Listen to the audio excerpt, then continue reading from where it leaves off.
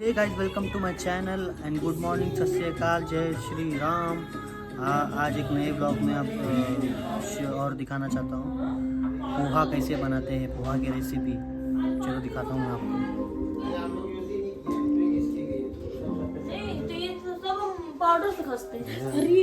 कौन सा रेसिपी बना रहे हो? मराठीचा, महाराष्ट्राचा आवडीचा कांदे पोहे। हाँ, पहले क्या डाले इसमें? पहिले टाकलं ऑइल।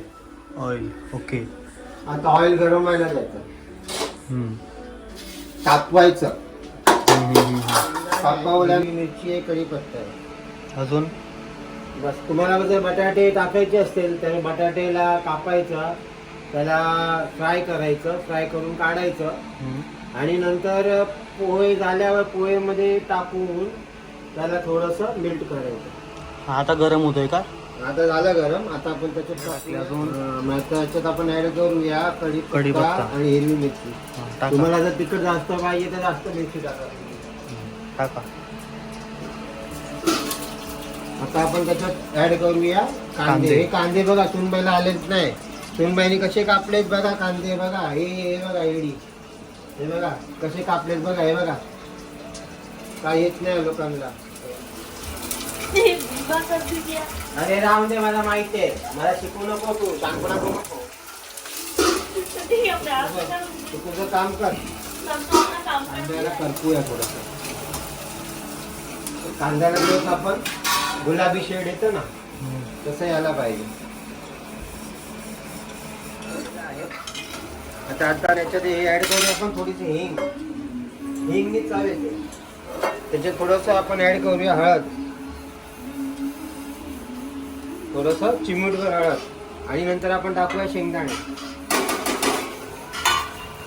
त्याला जरा फ्राय करूया शेंगदाणे हळद, म्हणजे थोडस कवचित आपण शेंगदाण्याला चवीसाठी आपण थोडं फ्राय करूया त्याला।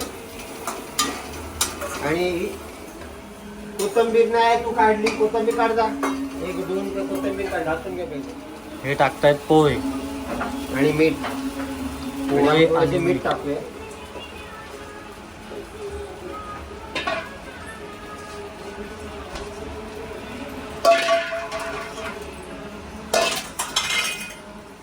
थोडंसं मीठ टाकूया आणि थोडीशी साखर टाकूया चवीसाठी, थोडीशी, जास्त नाही, एवढी साखर।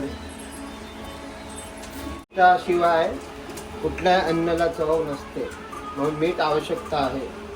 आता कोथिंबीर आता टाकतायत। आता मी टाकतो त्याच्यामध्ये कोथिंबीर, पण कोथिंबीर कापण्याची पण एक कला असते, एक ट्रिक असते।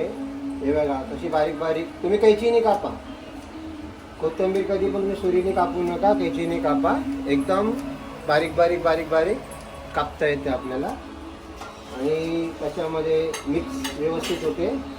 कुठल्याही डाळीमध्ये किंवा पोहे किंवा काय व्हेरायटी असेल तर कोथिंबीरचं चव वेगळं येतं, बारीक कापतं।